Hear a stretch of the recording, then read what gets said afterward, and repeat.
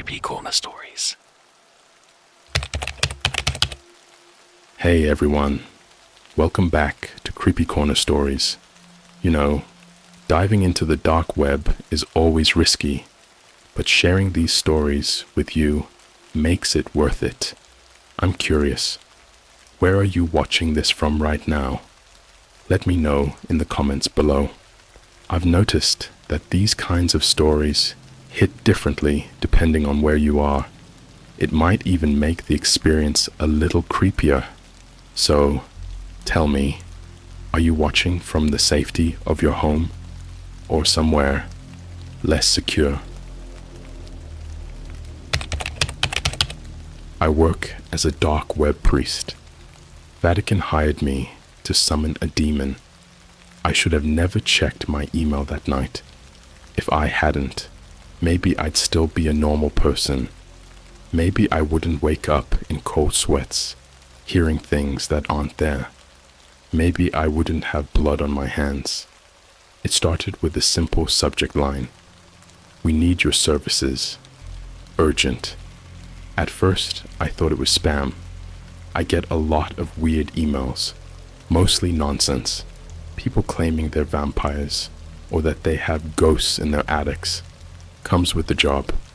See, I'm a freelance occultist, not some fake psychic. I'm the real deal. I know how to summon things, and more importantly, I know how to send them back. I opened the email. It was from a Vatican address, not one of those fake ones. This was official, sealed, verified. The message was short. We require immediate assistance. Full discretion required. Compensation negotiable. You will be provided transport. Respond within 24 hours. Attached was a non-disclosure agreement, a Vatican NDA. That was already insane. The Catholic Church doesn't just go around hiring freelancers, but I was broke, and my curiosity outweighed my survival instincts. I signed. The flight to nowhere. 2 days later, I was on a private jet flying to a location they refused to disclose. They confiscated my phone at the airport. No electronics, no contact with the outside world. Just me, a suitcase, and a sinking feeling in my gut. The flight attendants were silent. Not polite silent, unnatural silent. They didn't make eye contact, didn't acknowledge me. When I asked where we were going, one of them simply said, "You'll be briefed upon arrival." After what felt like 6 or 7 hours, we landed. No airport, no city lights, just thick fog and an empty runway in the middle of nowhere. A black SUV was already waiting, engine running. The second I stepped off the plane, I felt it. Pressure. Like something was watching me. Not a person, something bigger. Something that wasn't supposed to be there. The Vatican's best kept secret. The drive was silent. We passed no towns, no signs, no people. Just darkness.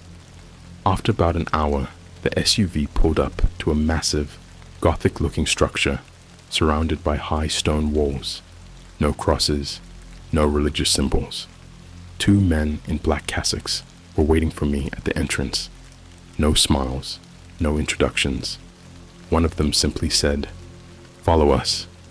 No questions. They led me through endless cold stone corridors until we reached a heavy door. One of them pulled out a key, old, iron, heavy, and unlocked it. What I saw inside stopped me cold. It was a church, but wrong. The architecture looked centuries old, but everything was off. The stained glass windows depicted things that shouldn't exist. Creatures with too many eyes, too many mouths. The altar wasn't a cross. It was a slab of black stone, covered in dried blood. And then there was the smell. Rot, sulfur, something wet and breathing. The Vatican's monster. In the center of the room was a pit. It wasn't dug into the ground.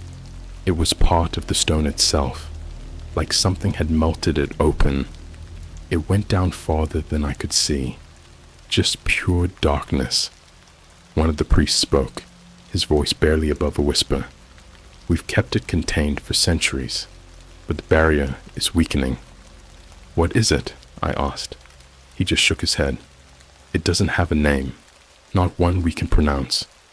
That's when I heard it. A voice. From the pit. But it wasn't just one voice. It was thousands. Whispering, screaming, laughing, all at once. We need you to strengthen the seal. I swallowed hard. This was way beyond me. I don't do exorcisms, I said. The priest turned to me, his expression completely empty. This is not an exorcism. Then what is it? He held out a folder. I flipped it open, and my blood turned to ice. Inside were photos. A corpse, ripped open from the inside, but still smiling. A priest with no eyes, just black voids in his skull. A security camera still showing something crawling out of the pit. Something human-shaped, but with bones bent the wrong way. We tried everything, the priest said. Nothing works, but we've studied the texts. There's one lost ritual we haven't attempted. What kind of ritual? He finally met my eyes. A sacrifice. The missing people. I should have run. I should have left right then. But then they showed me the final page of the folder. A list of missing persons. Hundreds of names. I skimmed the dates. Some were recent, within the last week. Others went back decades. But they all had one thing in common. None of these people had ever been found. We didn't take them, the priest said. It did. He pointed to the pit. It needs more. That's when I realized what they wanted me to do. They didn't bring me here to stop it. They brought me here to feed it. The first thing they told me was that I wouldn't have to kill anyone. It does the killing. That should have made it better, but it didn't. The second thing they told me was that I wouldn't be allowed to leave until the ritual was complete. If you leave, it follows you. I sat there in the cold, stone room, staring at the pit while the words sank in. The whispers from below never stopped. Voices shifting in and out, speaking in languages that shouldn't exist. Some voices sounded like children. Some sounded like people I knew. One of them sounded like my mother. Don't listen to it, one of the priests warned. Easier said than done. The delivery. The first sacrifice arrived that night. A van pulled up outside the monastery. I guess that's what this place was, though it felt more like a prison. 2 men in Vatican uniforms dragged a blindfolded man out of the back. His hands were zip-tied, his mouth gagged. He was screaming through the gag, begging, pleading. I stood frozen as they dragged him inside, his shoes scraping against the stone. Who is he? I asked. One of the priests, Father Gabriel, turned to me with dead eyes. Does it matter? That should have been my final warning, but I had already made my choice the moment I signed the NDA, the ritual. They brought the man to the altar, forced him onto his knees. The blindfold had slipped off, and I saw his eyes, bloodshot, terrified. Please, he mumbled through the gag. I didn't move. The whispers from the pit were louder now, excited, hungry. Father Gabriel handed me a knife. You don't have to kill him, he reminded me. Just mark him. My hands trembled as I took the blade. It was old, blackened with age, heavy, wrong. I knelt in front of the man. His whole body was shaking, his breathing fast and shallow. I could feel the warmth of his skin, the sweat on his forehead. He was human, real, and I was about to give him to something that wasn't. Do it, Father Gabriel ordered. I pressed the blade against the man's forehead. He sobbed, I drew the symbol, the feeding. The moment I finished carving the mark, the whispers stopped. For a second, the whole room was silent. Even the priests stepped back. Then the man's breath hitched. His body went rigid. His eyes rolled back into his skull, and his mouth stretched open wider than humanly possible. And then he started screaming. Not normal screaming, the kind of screaming that sticks to your bones, the kind of screaming that should only come from something dying slowly. The veins in his neck bulged, turned black, pulsed. His fingernails snapped off as his hands clenched into fists. And then he was lifted off the ground. No one touched him. No one moved. Something invisible grabbed him by the arms, the legs, the head, pulling in different directions. He was stretching, ripping. His skin split open down his chest, his stomach, his thighs. But there was no blood, only darkness, like something had hollowed him out. I wanted to run, but my body wouldn't move. Then the whispers returned, and the voices were laughing. The man collapsed onto the stone, his body folding in on itself, twitching. Father Gabriel let out a breath. It accepted the offering. I couldn't breathe. I couldn't speak. But the worst part, the man was still alive. I saw his eyes moving, darting around in terror. He was still in there, trapped. The disposal. They dragged his broken body away like garbage. I don't know where they took him. I don't think I want to know. I spent the rest of the night in my room, curled up in the corner, trying to convince myself I hadn't just helped feed something that shouldn't exist. I didn't sleep. I couldn't, because the whispers never stopped, and one of them was now saying my name. I don't know what time it was when I woke up. I hadn't meant to sleep. I didn't even remember closing my eyes. 1 second, I was curled up in the corner, my brain on fire, replaying what I just witnessed over and over and over again. The next, my body felt wrong, too heavy, too still. The room was dark, colder than before, and something was breathing next to me. At first, I thought it was my own breath, but it wasn't. It was slower, deeper, wet. I didn't move. I didn't breathe. I just listened. The sound was coming from right beside me. Then, a whisper. "You let me in." My stomach turned to ice. It hadn't been a voice from the pit. It hadn't been some distant, echoing thing from below. It had been right next to my ear. I shot up, scrambling for the bedside lamp, fingers fumbling for the switch. Click. The light flickered on. Nothing was there. The room was empty. The heavy wooden door was still locked. But the second I sat up, the breathing had stopped, like it had been right there next to me, watching me sleep. I could still feel it, the weight of it. The air felt thick, suffocating, like something had just barely slipped out of sight. Then I looked at the mirror, and my reflection was still laying down. The mark. I stopped breathing. It wasn't a trick of the light. I was sitting up. The me in the mirror was still on the bed. Eyes open, mouth slightly open, like it was waiting for something. I couldn't move. Then, slowly, the thing in the mirror started to smile. A slow, creeping grin, like it knew something I didn't, like it was waiting for me to notice something. And that's when I saw it. A new mark was carved into my arm. I didn't remember doing it. I didn't feel any pain, but the skin was split open, fresh, red, swollen. A symbol, one I had never seen before.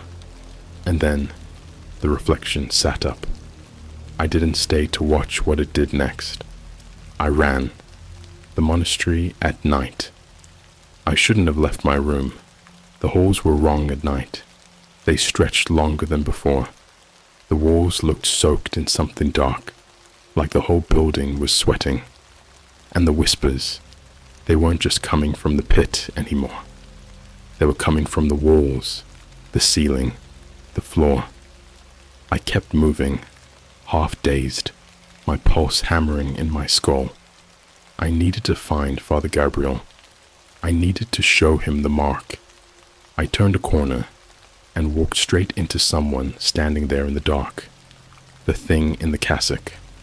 I staggered back, heart in my throat. It was a priest, or it had been. It was wearing a cassock, but something was wrong with its face.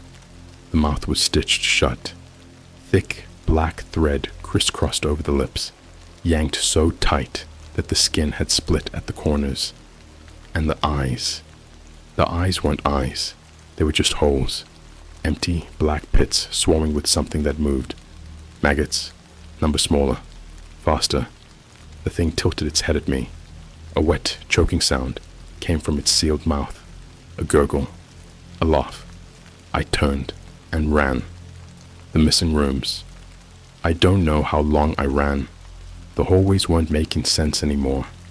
I turned corners that should have led back to the sanctuary, but instead led to more corridors. The walls looked older than before. Rotted wood, water stains, the scent of mildew thick in the air. Then I realized there were doors where there hadn't been doors before. Tall wooden doors lined the hallway now. Dozens. Each one had a name carved into it. I stopped in front of one. Maria L. 1937. I turned to the next. Giovanni R. 1874. The next. Elias K. 1559. I felt something shift in my stomach. I knew what these were. They weren't rooms. They were graves. The knocking. A soft knock came from inside one of the doors. Then another. Then another. More knocks. Faster now. Harder. All the doors at once. The wood rattled. The whispers turned to pleading. Let me out. Please. I've been here so long. I backed away. Something thumped against the other side of one of the doors. Then a hand shot out from beneath it. A grey, rotten hand. Fingers too long. Nails splintered and cracked. It clawed at the stone floor, reaching for me. I turned and ran. The sanctuary. I don't know how, but eventually I found my way back to the main hall. The priests were already there, waiting. Father Gabriel stood by the altar. His face was calm, empty. You left your room, he said. I stumbled forward, holding out my arm. The mark burned now. It marked me, I choked out. He nodded, like he already knew. Then the next sacrifice has been chosen. Silence. I felt my blood turn to ice. What?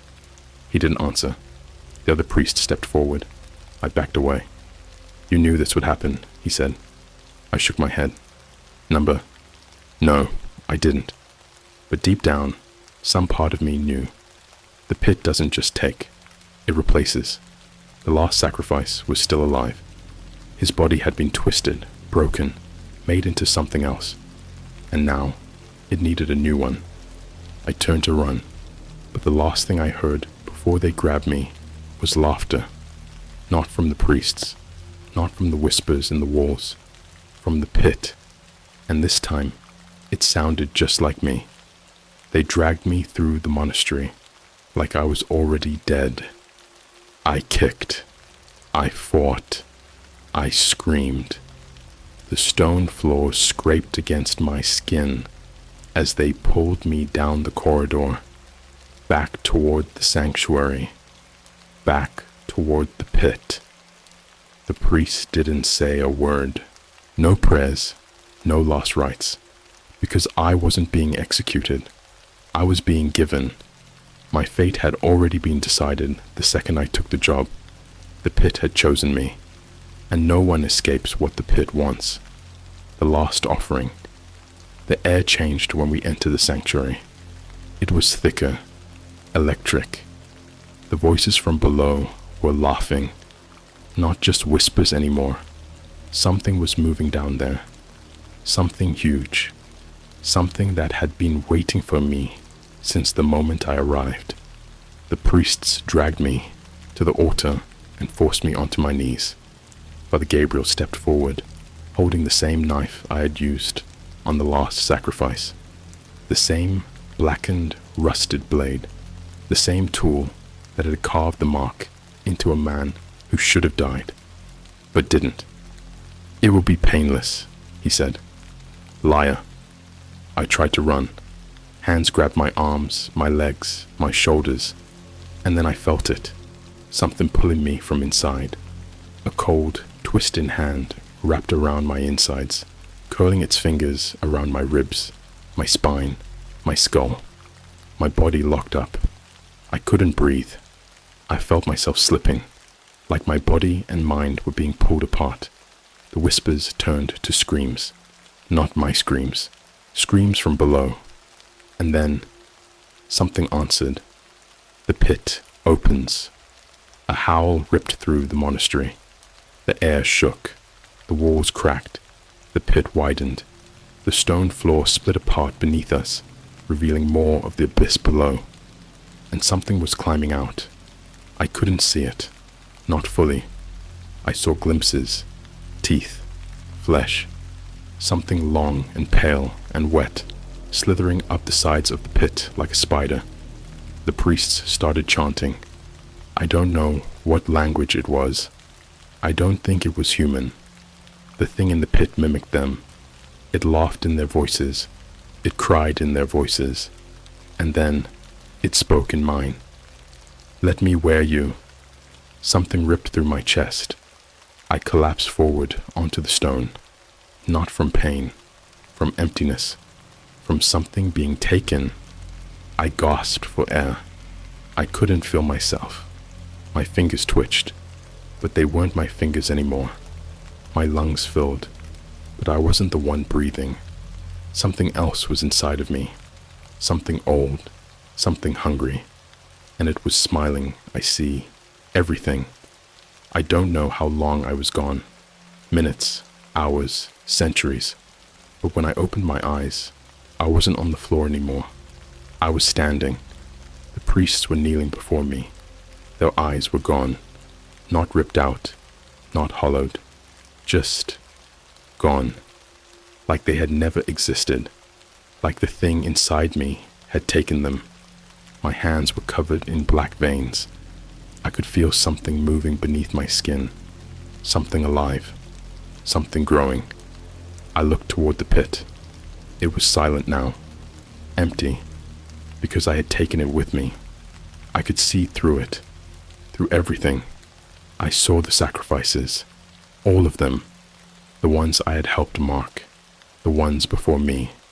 And the ones that hadn't been taken yet. The ones that were still walking. Still breathing. Still thinking they were safe. And I knew what I had to do. The final offering. The one that would let me walk free. I turned to the priests. They were still kneeling. Still waiting. Still blind. And I smiled. Because the pit wasn't hungry anymore. I was. The first thing I noticed was how quiet the world had become. The pit was gone. The whispers had stopped. The walls were no longer alive with voices, with cries, with the scratching of something that had never been human. Everything was still. But that was the problem. I could still hear it. Not outside. Inside. Crawling beneath my skin. Twisting around my bones. Breathing through my lungs. It was still in me. And I knew exactly what it wanted. The final sacrifice. I turned to the priests. They were still kneeling, still blind, waiting for their final command. They thought they had won, that they had fed the pit one last time, that they had completed the ritual. But they didn't realize something. The pit had never been in the ground. The pit had always been inside us. And now, I was its mouth. I took a step forward. Their heads lifted, faces blank, eyes missing. I could feel it moving through me. Whatever it was. The hunger. The endless gnawing hunger. I reached out, touched the first priest on the forehead, and he dropped like a puppet with its strings cut. No blood, no scream. He was just gone. Not dead, not unconscious. Erased. Like he had never existed at all. I turned to the next. She trembled, but did not run. I placed my hand on her chest, and she unraveled. Her body peeled apart like paper, splitting into pieces, stretching into the air. And then, she was nothing. No bones, no flesh, not even dust, just emptiness. The rest did not try to flee. They knelt. They offered themselves. And one by one, I ate them all. The exit, when I walked out of the monastery, the sun was rising. I had no memory of how much time had passed. Had it been hours, days? It didn't matter. The priests were gone. The monastery was silent. And I was free. I walked down the long, empty road where the black SUV had first brought me. No one stopped me. No Vatican agents, no guards, no witnesses. And I realized that was the point. The pit had never needed a prison. It had only ever needed a door. And now, that door was walking. It was me, among you. I don't remember how I got back to the real world. At some point, I was just there. The next thing I knew, I was in a Starbucks, standing in line, wearing the same clothes I had when I first left, a phone in my pocket, a wallet with my ID. It was like nothing had happened, like I had just imagined it all. But I knew better, because the people around me, the customers, the baristas, the strangers walking past the windows, I could see inside them, not just their bodies, their souls. I could see their lives, their regrets, their secrets. I could see what made them human, and I could see how to take it from them.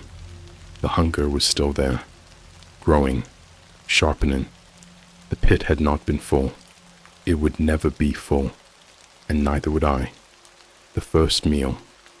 I locked eyes with a man sitting by the window, mid-40s, wedding ring, but he wasn't wearing it today.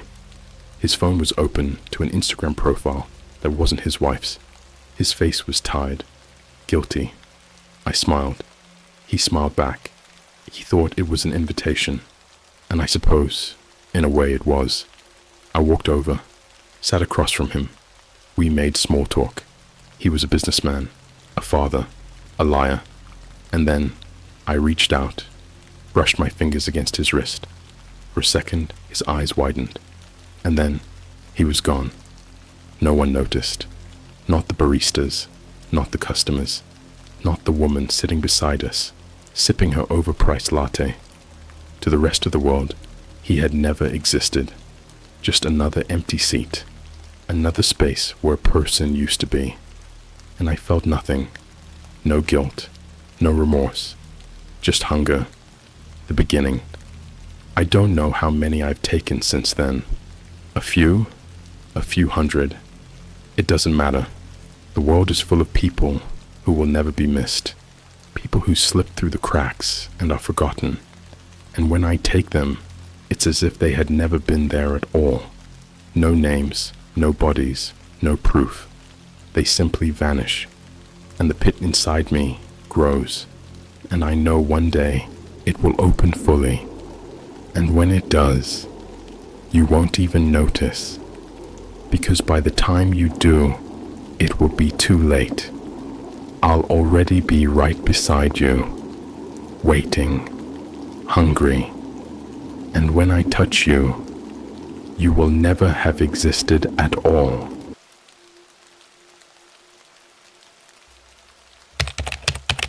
Doctor from the dark web experienced clinical death on me.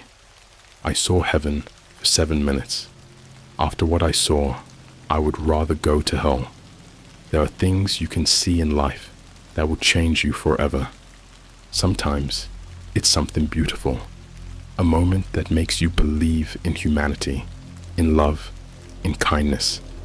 And then there are the things that break you, that take whatever idea you had about life, about reality, and rip it apart like wet paper. I need you to understand something before I start this story. I am not the same person I was before this happened. I used to be normal. I swear, I was normal. But now, when I look in the mirror, I don't see myself anymore. There's something wrong with my reflection, something watching me. And it all started the night I agreed to let a doctor from the dark web kill me. Curiosity is a disease. I don't know what kind of person you are. Maybe you're like me, restless, constantly chasing that next thrill, the next weird story, the next thing that makes your life feel less pointless. That's what I was doing, sitting in my tiny apartment in Chicago, scrolling through the internet at 3 a.m., trying to find something to break the monotony.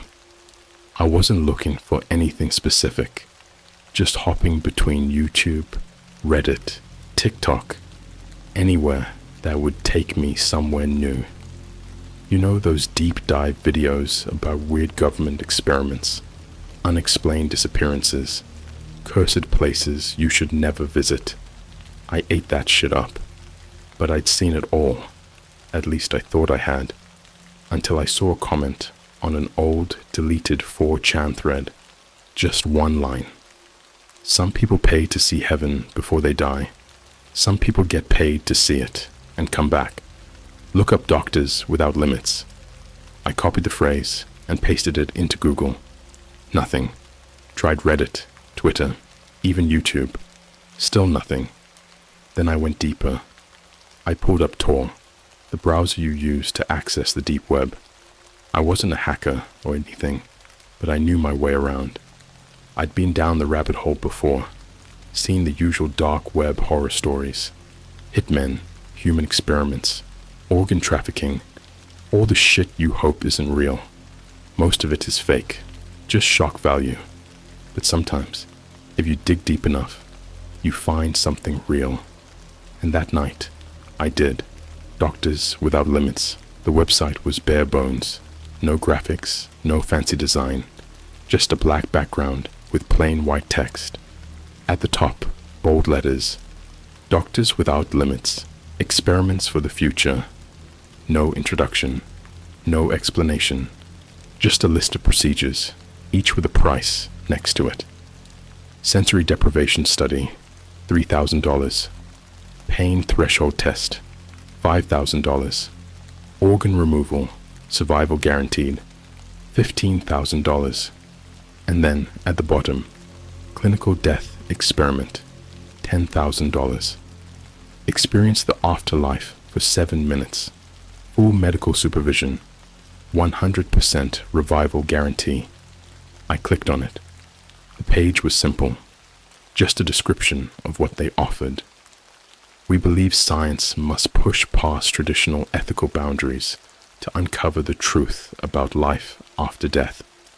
Volunteers will be induced into temporary clinical death via controlled means, monitored at all times. Upon revival, participants will be compensated immediately. We require individuals who are physically healthy and mentally stable. If you are ready to see what lies beyond, apply below. At the bottom was a form, name, age, contact email, and one question. Why do you want to experience death? I don't know why I did it. Maybe it was the money. Maybe it was curiosity. Maybe, deep down, I wanted to die, just for a little while. I typed out my answer, because I need to know, and I hit send, the invitation. I didn't expect anything to happen. I figured it was a scam, but the next morning, I had an email. You've been selected. Meet at 2135 West Fulton Street, Chicago. Midnight. Come alone. No phones. $10,000 upon completion. No signature. No contact info. just an address and a time. Now, any normal person would see that and think, hell no. But me, I stared at that email for a long time. I checked the address. It was a real place, an abandoned warehouse in an industrial part of the city. Google Street View showed nothing but boarded up windows and cracked pavement. It was stupid, reckless, but I went anyway. The van midnight. The streets were empty. Cold Chicago air bit at my skin as I stood outside that warehouse, hands in my pockets, waiting. Then, right on time, a black van pulled up. No markings, no windows, just smooth, featureless metal. The kind of van that makes people disappear. The back door swung open and two men stepped out, both in black surgical masks, black hoodies, black gloves. I couldn't see their faces. Neither of them said a word. They just nodded at me, like they already knew I'd come. This was my last chance to walk away. I didn't take it. I climbed in. Inside, it was cold. Too cold. The walls were metal, lined with surgical trays, IV bags, and machines I didn't recognize. It smelled like antiseptic and something else. Something metallic. Something like blood. One of the masked men handed me a clipboard. It was a contract. 1 page. I was volunteering. They were not responsible for psychological trauma. I would be revived after 7 minutes. I would be paid in full. At the bottom, a line for my signature. No legal disclaimers. No company name. Just a blank space waiting for me to sign away my life. I picked up the pen, and I signed. The needle. The man nodded. He pulled out a syringe, long, thin, filled with a clear liquid. "This will relax you," he said, his voice muffled through the mask. Before I could ask what it was, he stabbed it into my arm. A wave of warmth flooded my veins. My vision tilted. My limbs went numb. And then, as the world faded to black, I heard the last thing I would hear before I died. A whisper, right next to my ear. "You're not coming back alone." And then, nothing. There is a moment, right before you lose consciousness, where your brain fights back. It doesn't want to shut down. It claws at reality, trying to hold on to something, anything, to keep itself awake. That's what was happening to me. As the drug coursed through my veins, I felt my mind slipping, like my thoughts were unspooling into liquid. But right before everything went dark, I felt something, a breath, hot and slow, right against my ear. A voice whispered, "It's not 7 minutes for us." And then, I was gone, dead, but aware. I wasn't asleep.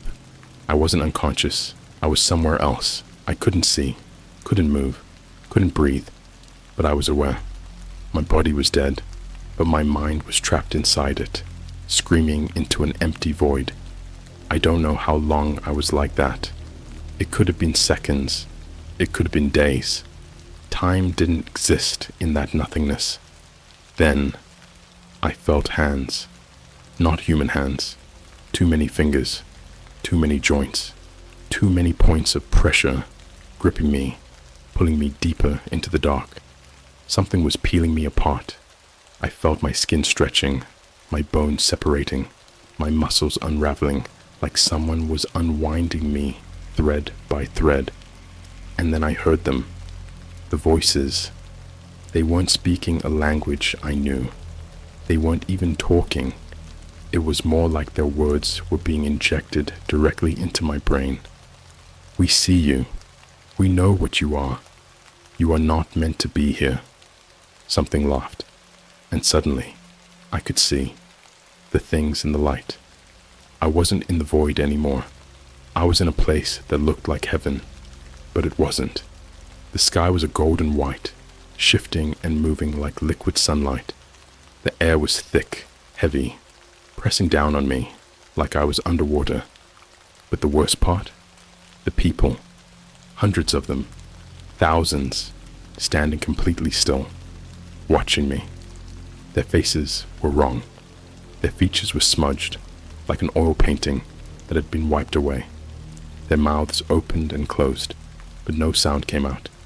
And then, in the center of them all, I saw him. A figure taller than the rest, wearing a mask. It wasn't a human mask. It was like something had tried to recreate a human face from memory and got it all wrong. The eyes were too far apart. The mouth was too wide, stretching up into its cheeks like it had been carved into the flesh. And when it spoke, the words came from inside my skull. "You shouldn't be here." The ground collapsed beneath me. I fell, screaming, into the dark. And then I was back. Revival. I woke up with a gasp, thrashing on the metal table. My lungs burned. My head was splitting open with pain. The masked doctors were standing over me, staring. Beep, beep, beep. The heart monitor was screaming. My pulse was out of control. I tried to sit up, but my whole body felt wrong, like I wasn't fully inside it anymore. One of the doctors leaned in, staring straight into my eyes. "You were gone for 6 minutes and 47 seconds. He smiled behind his mask. "Welcome back." They unhooked the wires, sat me up, and handed me an envelope. I opened it. $10,000 in cash. But I wasn't thinking about the money. I was thinking about the figure in the light, the thing that watched me fall, the thing that didn't want me to leave, and the way, right before I woke up, it whispered, "You brought something back with you." The ride home. They didn't say a word after that. They just led me out of the warehouse, back to the black van, and drove. I sat in the back, gripping the envelope, feeling like my insides were rotting. Something was wrong. My skin itched. My chest felt too tight, like there was something coiled inside me, waiting to get out. I looked at my reflection in the metal wall, and for a split second, I saw something else, looking back. Not me. Something wearing my face. Then, the van stopped. The back door swung open. One of the doctors pointed outside. We were in a random McDonald's parking lot. "This is your stop." I turned to them, my voice hoarse. What did you do to me?" The doctor tilted his head, like I was some lab rat he had already forgotten about. Then he simply said, "Tell no one." And they slammed the door shut, leaving me alone in the dark. The first night. I walked home, my legs shaking, my skin crawling with something I couldn't see. By the time I got back to my apartment, I felt sick. I tried to sleep, but the whispering started. Soft at first, like wind through the trees, then louder, closer, right next to my ear. "It's not 7 minutes for us." I sat up fast, heart pounding. My room was dark, but I wasn't alone. Something was standing in the corner, watching me. I didn't move, didn't breathe. And then, slowly, so slowly, it smiled. Wide, too wide, like the mask. You think you understand fear. You think fear is someone breaking into your house at night.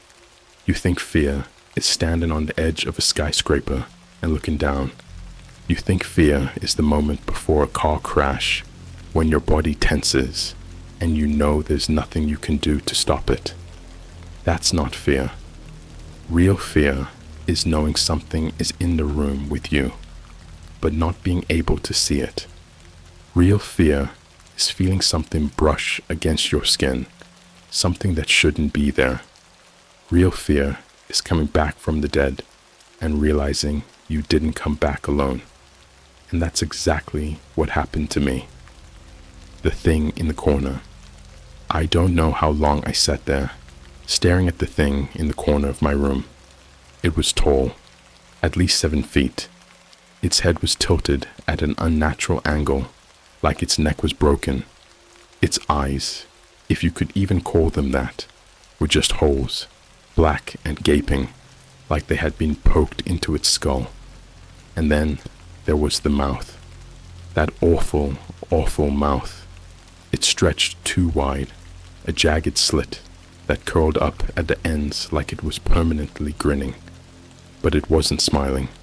It was mocking me. I tried to move. I couldn't. My body was frozen, my limbs locked in place, like I was still lying dead on that cold metal table. It took a step forward. My heart stopped. Not figuratively, literally. I felt my chest clench, a tight, squeezing pain, like a fist gripping my heart and crushing it. My vision blurred, my head spun, and for a moment I thought, I'm going to die again. Then, as suddenly as it started, the pain was gone. I gasped, sucking in air like I had just surfaced from deep underwater. My lungs burned, my chest ached, and the thing in the corner, it was gone. But I knew it hadn't left. It was still there, watching, waiting for me to fall asleep. The smiling man. I didn't sleep. I couldn't. Every time I closed my eyes, I saw him. That figure in the golden light, the one that stood at the center of all those faceless people. I remembered what he said to me before I fell. You shouldn't be here. But I had been. And now, something had followed me back. By morning, I felt like I was losing my mind. My body felt wrong, like I was wearing a skin that didn't belong to me. I checked my reflection in the bathroom mirror, and for a split second, I saw his face instead of mine. The smiling man, his empty eyes, his split grin. I recoiled, nearly slipping on the bathroom tiles. My heart was hammering so hard, I thought it might burst out of my chest. Then, slowly, I forced myself to look again. It was just me, but I didn't trust it. The black spots. I should have gone to the hospital. I should have told someone what was happening. But how the hell do you even explain something like this? Hey, so I paid some doctors from the dark web to kill me. And now I think I brought something back from the other side. They'd lock me in a padded room, pump me full of drugs. I had to handle this myself, but my body wasn't giving me a choice. By the third day, I started noticing the black spots. They appeared on my arms first, small, like tiny bruises, pinpricks of darkness. By the fifth day, they were spreading, crawling up my neck, my chest, my stomach. I pressed my fingers against one of them, and my skin sank inward, like there was nothing underneath. No flesh, no bone, just empty space. I nearly vomited. What the fuck was happening to me? The voices. At night, the whispering got worse. At first, it was just one voice. Heron. A woman's voice, soft and distant, like she was speaking through static. I couldn't understand the words, but I could feel the desperation, the pleading. Don't let him in. Then, on the sixth night, I heard them all. Hundreds, maybe thousands, whispering, laughing, crying, screaming. My head pounded, my vision blurred. I clutched my temples, trying to block them out, but their voices pushed into me, flooding every inch of my skull. And beneath it all, one voice stood out, deeper, colder, the smiling man. He didn't whisper.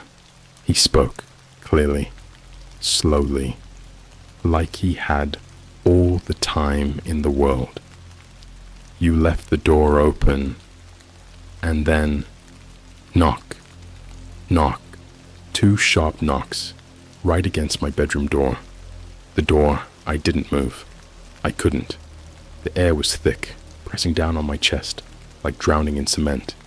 I stared at the door, my breath shallow, my pulse thundering in my ears. Then, slowly, the knob started turning. Number. It twisted left, then right, rattling, like something was testing it. I wanted to run. I wanted to scream. but my body betrayed me. I sat there frozen as the knob clicked, and the door began to open. The human brain has a limit, a threshold of terror. There's a moment when fear stops being a sharp, immediate response, when it stops being something you can fight or run from. It becomes something else, something deeper. It becomes a slow, rotting thing that burrows under your skin, seeps into your bones, replaces you from the inside out. That's what happened to me. That night, when my bedroom door opened on its own, when I saw what was standing on the other side, something inside me broke. The thing in the doorway. I don't know what I expected to see. Maybe a shadow, stretching unnaturally long across the floor.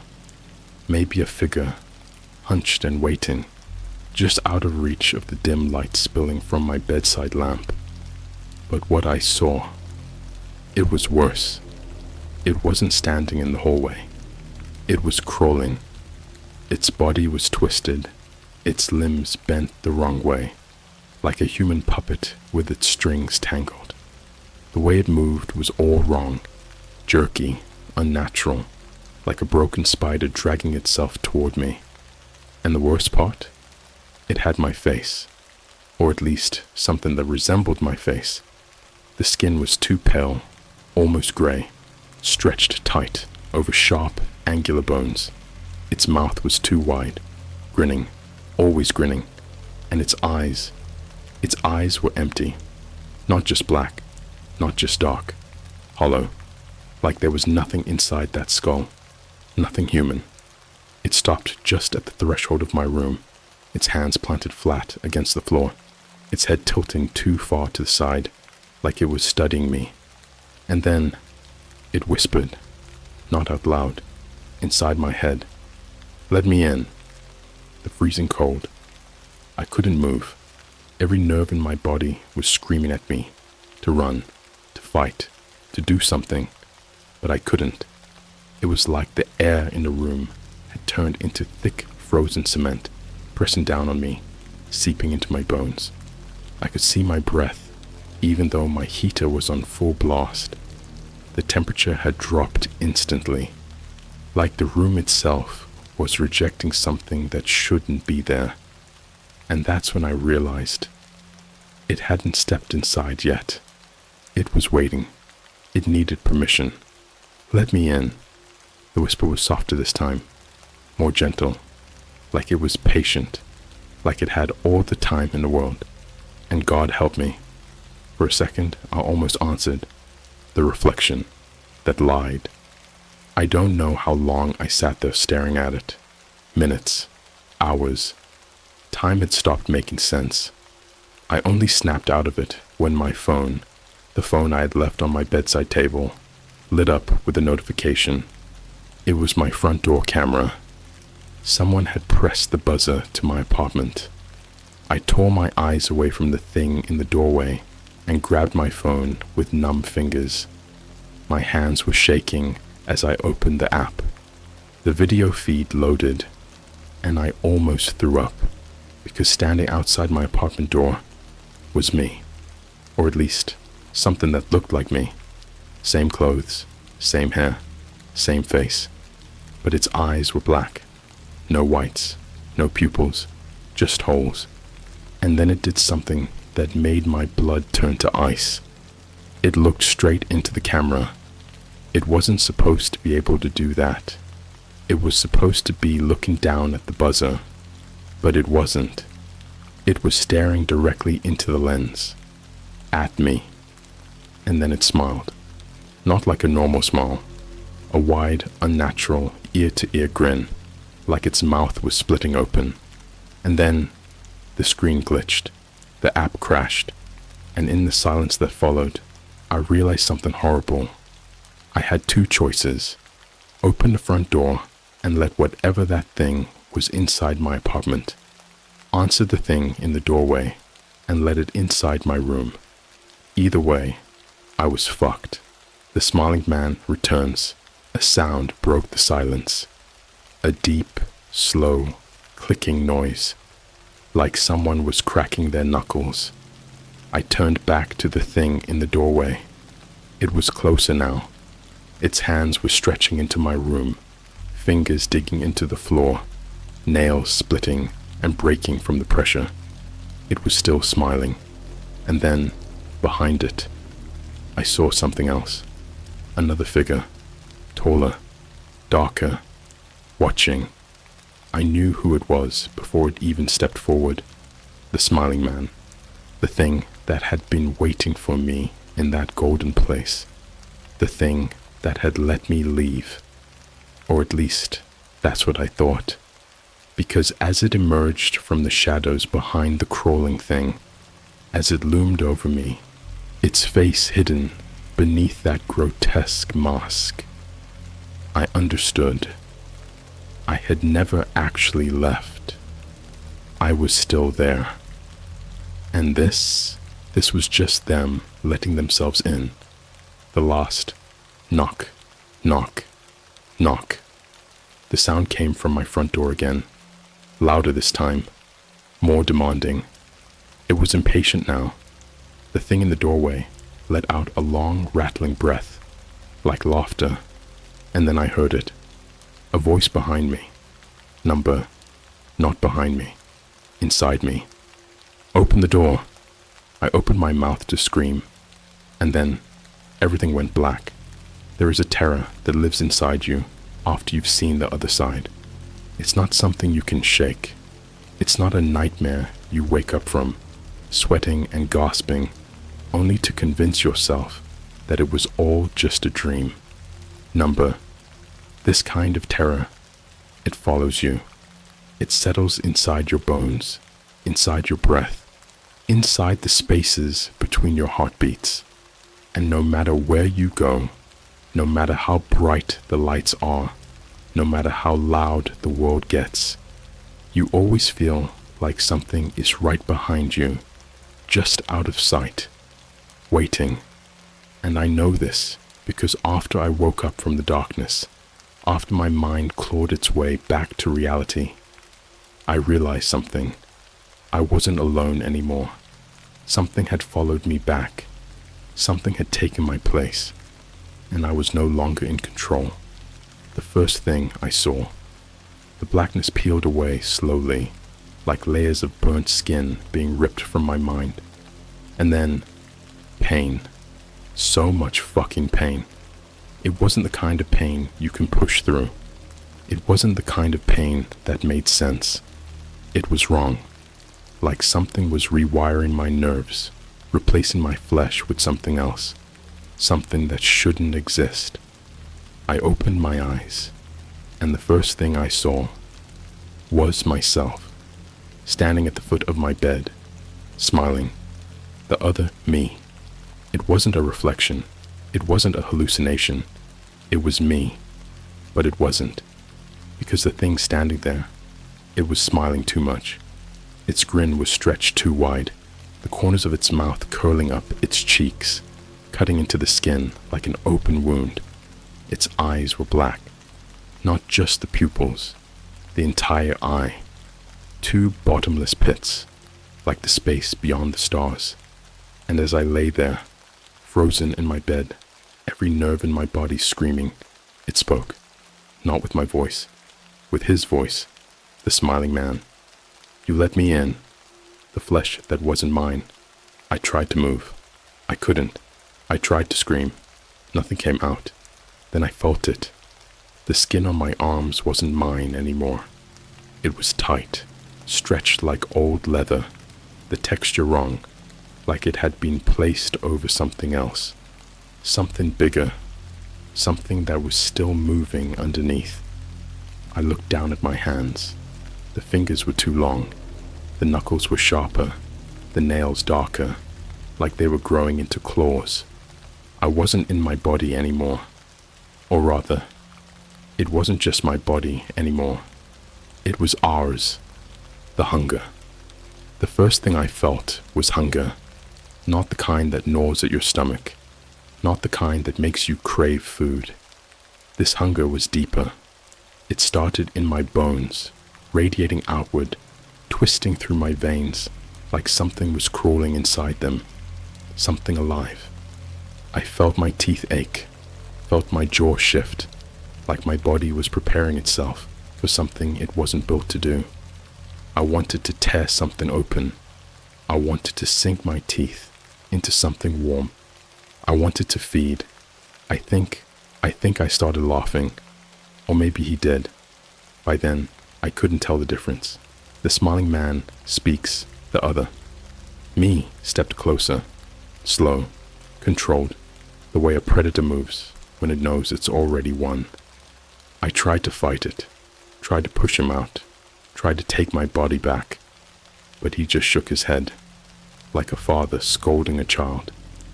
"You don't get it yet, do you?" His voice wasn't just inside my head anymore. It was inside the walls, inside the floorboards, inside the air itself. Like reality was just a thin layer of skin he was peeling back, bit by bit. I forced words out, a gasp, a whisper. "What are you?" He tilted his head, and for the first time, his grin dropped.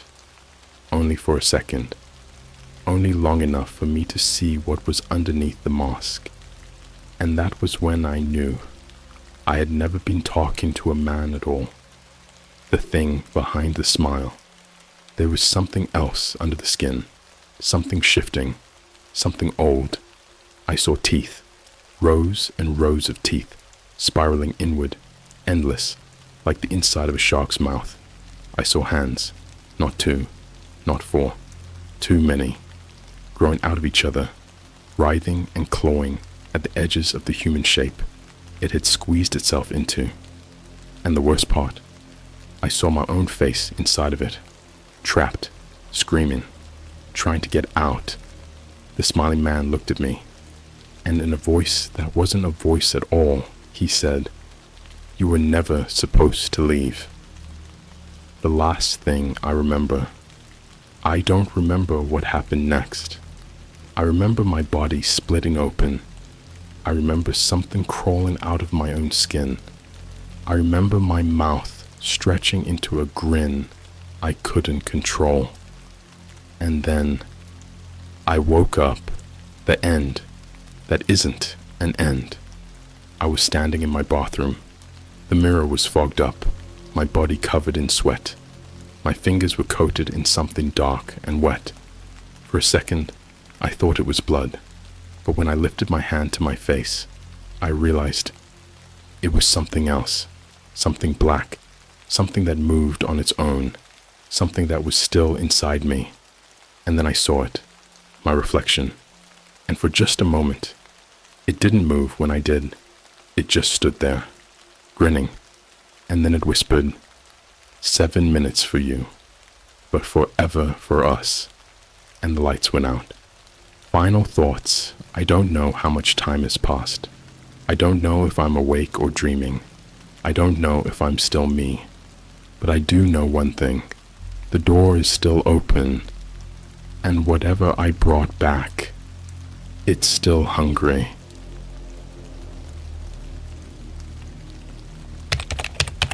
My grandfather murdered a lot of people. I just uncovered even worse secret about my family on the dark web.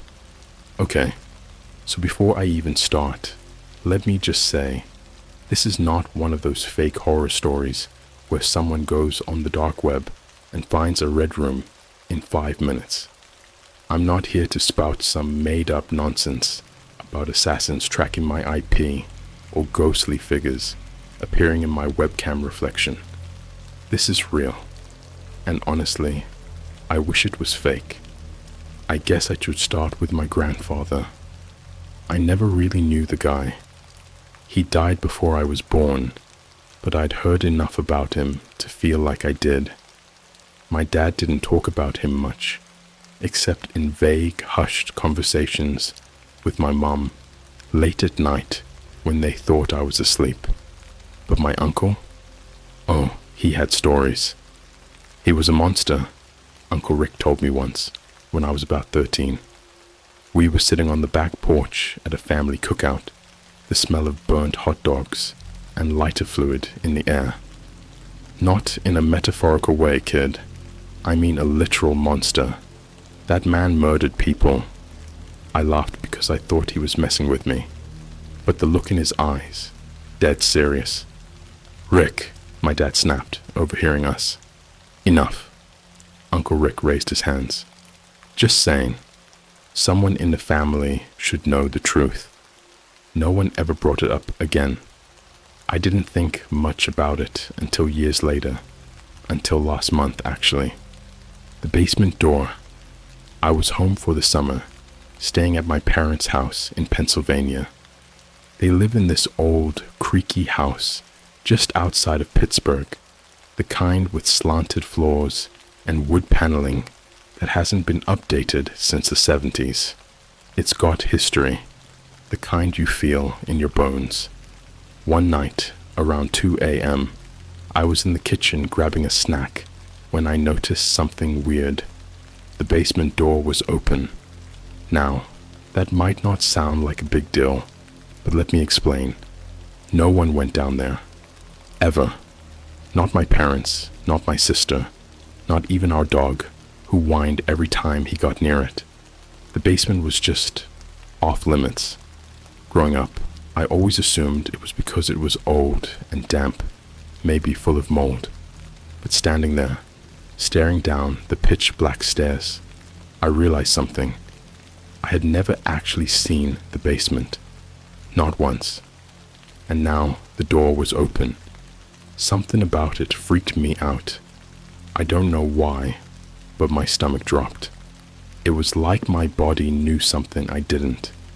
I stood there for a solid minute, just staring into the darkness, before finally whispering, "Hello?" Silence. I don't know what possessed me to do it, but I pulled out my phone and turned on the flashlight.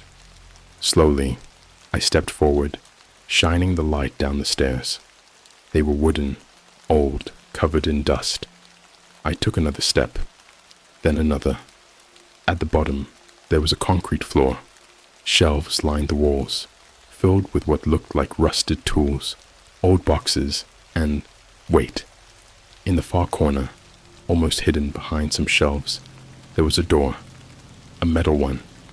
I don't know how long I stood there, just staring at it, but my heart was pounding. Why the hell would there be a metal door in my basement? I took another step forward.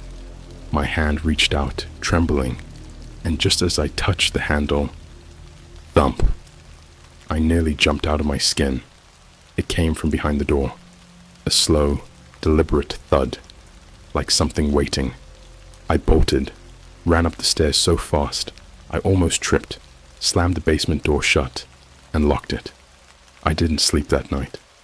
The next morning, I casually asked my mom about it. "Hey, what's in the basement?" She didn't even look up from her coffee. "Storage. And the metal door." Her face changed. For a split second, she looked almost scared. Then she covered it up with a small laugh. "Oh, that? That's just an old coal storage room. Your grandfather had it installed years ago." I nodded, pretended I believed her. But that night, after everyone went to sleep, I went back down there. This time, I brought bolt cutters. And what I found inside that room, it changed everything. I don't know what I expected to find behind that door. Maybe old junk, maybe rusted tools. Hell, maybe even some creepy taxidermy or something. But what I actually found, it was so much worse. Breaking in, I waited until 3 a.m. to go back down there. Not because of some horror movie cliche about that being the witching hour, but because I knew my parents would be deep asleep by then.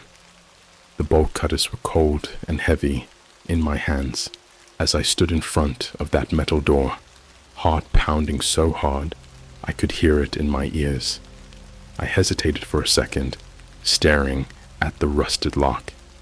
Something about it felt wrong, like I wasn't just breaking into a room. I was breaking into something I was never supposed to see. I clenched my teeth and forced myself to move. With a single, sharp snap, the lock broke. The door groaned open, and immediately, this smell hit me. It was thick, suffocating, like mildew and rust and something rotting. My phone flashlight flickered as I stepped inside. The room was small, barely bigger than a walk-in closet, with walls made of crumbling brick. A wooden table sat in the middle, covered in deep, dark stains. At first, I thought it was just water damage, until I saw the tools. Lined up perfectly on the table were rusted surgical instruments, scalpels, bone saws, hooks. My stomach turned. Then I saw the photographs. The faces, they were pinned to the wall in neat rows. Black and white photos, yellowed with age, but still clear enough to make out the faces. Men, women, children. Some were smiling. Others had that awkward, stiff look people get when they don't know how to pose. They were all different ages, different backgrounds, but they had one thing in common: their eyes. Every single person in those photographs had the same dead, hollow stare, like they had seen something they weren't supposed to, like they had already given up. My hand shook as I moved the flashlight across the wall, scanning the faces, until I stopped. One photo stood out. A young woman, maybe in her 20s, dark hair, wide, terrified eyes. There was something off about the picture, something I couldn't place. Then I noticed the background. It wasn't a normal backdrop. It wasn't a house, or a park, or anything like the other photos. It was this room, the recordings. I felt like I was going to be sick. My whole body was screaming at me to run, to get the hell out of there. But something made me stay. There was a small metal cabinet in the corner, covered in dust. The handle was rusted, but when I pulled, it creaked open. Inside were rows of old VHS tapes, neatly labeled with dates, going back decades. I grabbed the one at the front. April 12th, 1987. I didn't want to watch it, but I had to. What I saw: we don't have a VHS player in the house, so I had to go to my uncle's place. Uncle Rick lived alone in a cluttered apartment, and he had one of those ancient TV setups with a built-in tape deck. When I showed up at his door at 4 a.m., pale and shaking, he just sighed and let me in. "What did you find?" he muttered, rubbing his temples.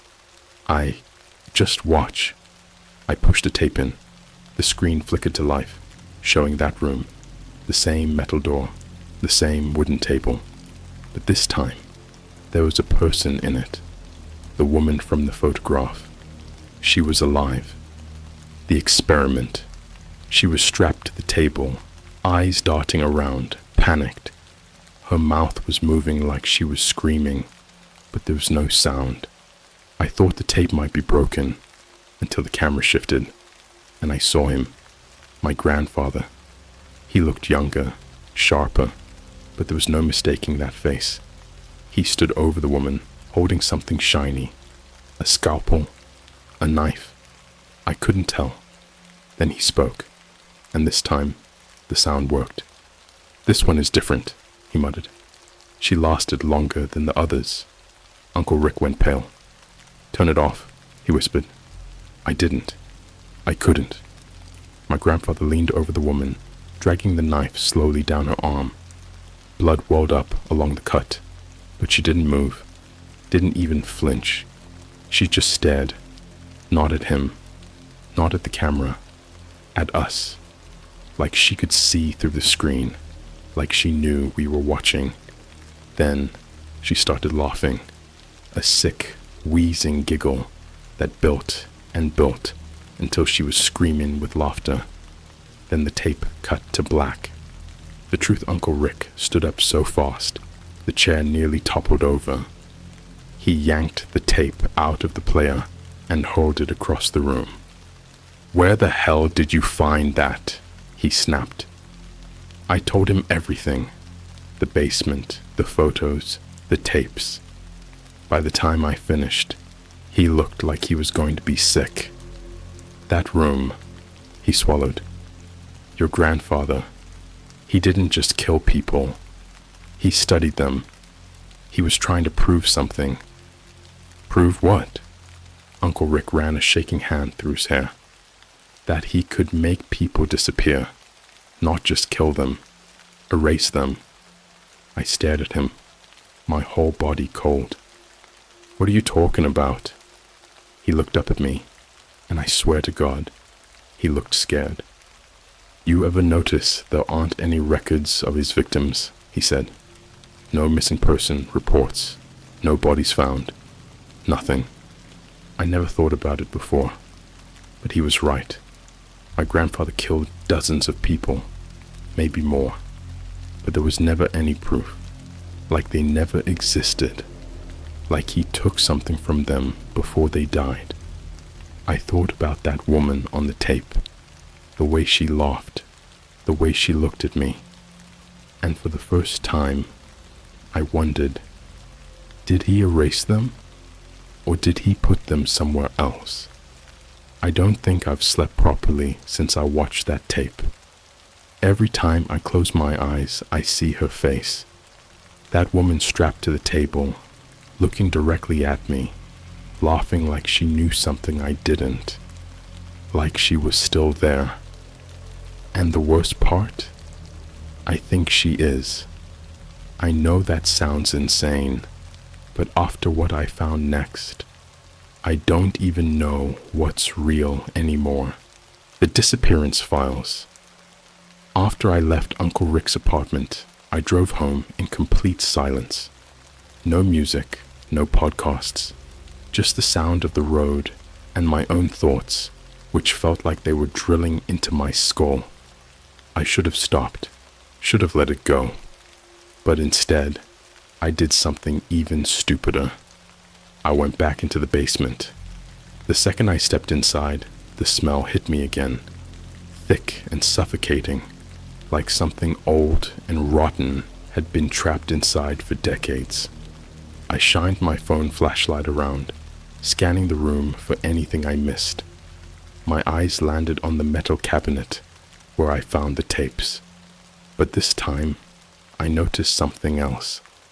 The floor in front of it was scuffed, like it had been moved.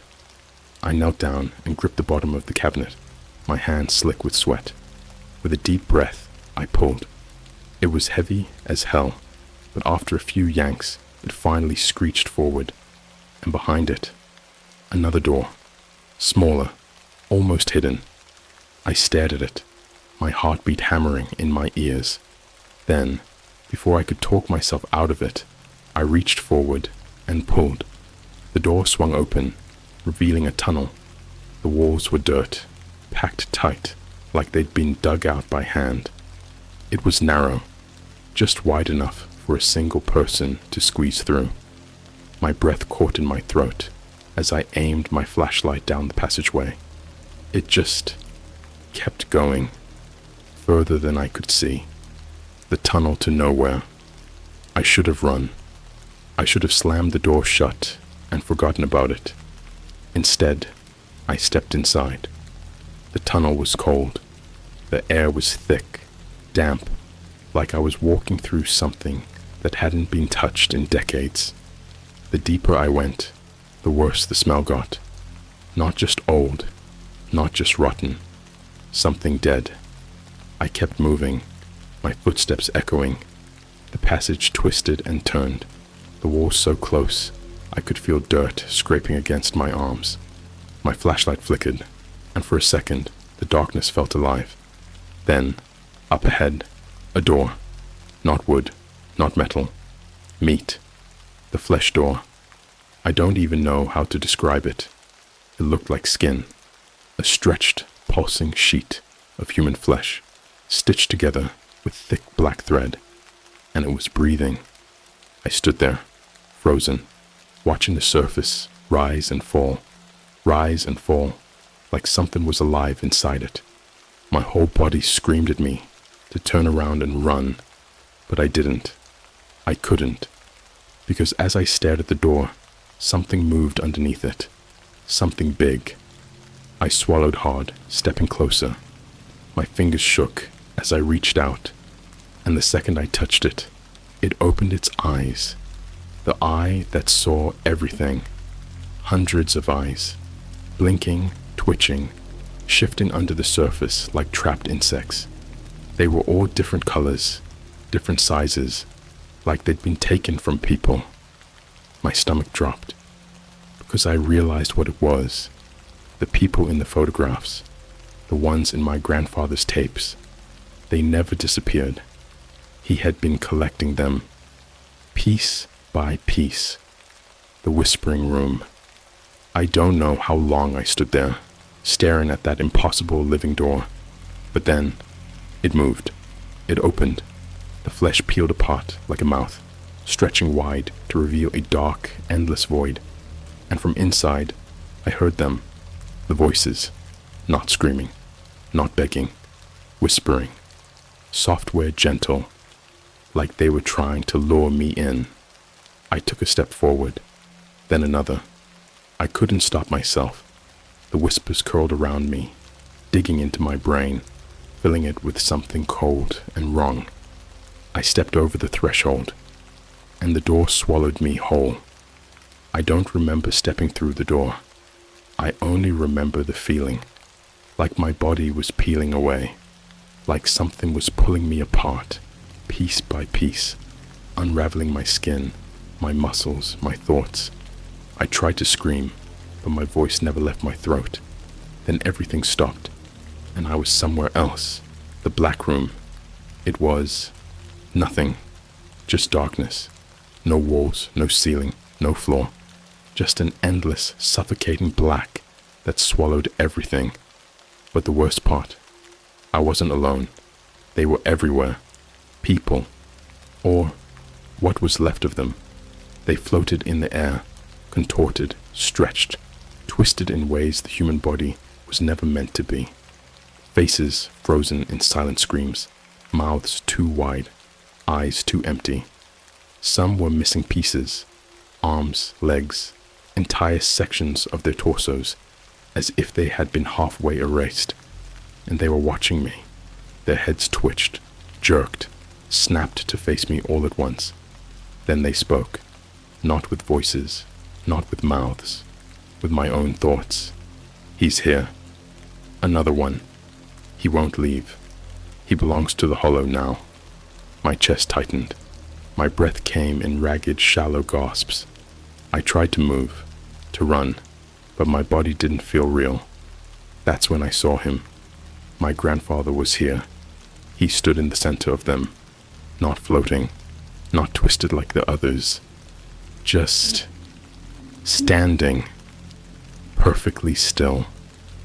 His eyes locked onto mine, and a slow, thin grin spread across his face.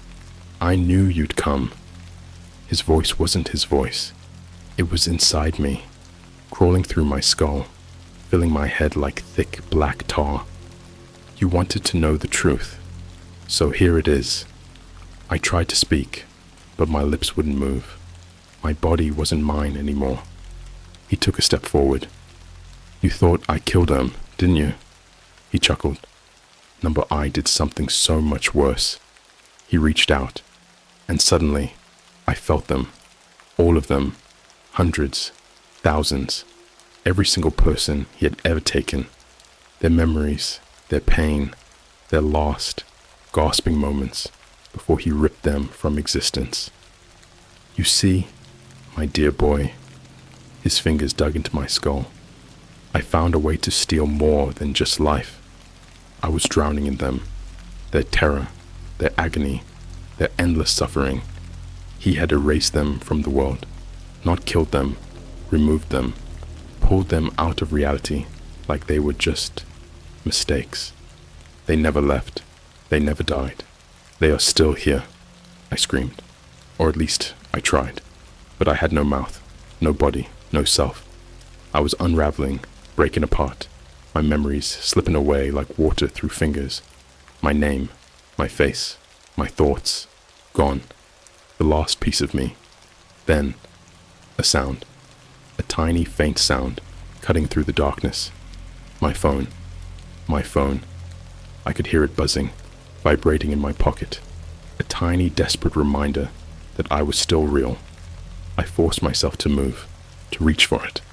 My hands were barely there, flickering, glitching, but I grabbed it, and I saw the screen. A text message from Uncle Rick. "Get out, now!" My grandfather's face twisted. The floating figures around him screeched, and suddenly, I was falling back to the real world. I woke up on the basement floor. The metal cabinet was back in place. The flesh door was gone. I gasped for air, clutching my head, my entire body shaking. My phone was still in my hand. The message from Uncle Rick was still on the screen. I bolted out of that basement, out of the house, into my car, and drove straight to his apartment. When he opened the door, he took one look at me and nodded. "You saw it, didn't you?" I nodded, still gasping. He sighed. "Come inside. There's something you need to know." And what he told me next? It was worse than everything I had already seen, because it meant my grandfather wasn't the only one who knew how to erase people. Uncle Rick's apartment smelled like cigarette smoke and old coffee, the kind of place where the air feels stained, like the walls themselves have absorbed too many secrets. He didn't say anything at first, just walked into the kitchen, poured himself a glass of whiskey, and downed half of it in one gulp. His hands were shaking. I sat on the couch, my body still raw, my mind still shredded from whatever the hell had happened to me in that place. My skin felt wrong, like it wasn't mine anymore, like I'd brought something back with me. Uncle Rick finally spoke. "You're not safe." I laughed. It came out ragged, broken. "Yeah, no shit." He glared at me. "I'm serious. You opened the door. You went in. That means they saw you. That means they can follow you." My mouth went dry. "Them," I said quietly. "The ones my grandfather erased." Rick hesitated. Then he shook his head. "Number. Not just them." He sat down across from me, leaning forward, his face shadowed in the dim light. "You think your grandfather was some kind of lunatic, some lone psycho who figured out how to do the impossible?" He exhaled, rubbing his temples. "Number. He learned it." I just stared at him. "There are others," Rick said. "There's a whole network of them, people who have been doing this for centuries. And now, you're on their radar. The society that erases people." The world started tilting. I could barely process what he was saying. "You don't mean like the dark web?" My voice felt small. "Like red rooms and hitmen and shit?"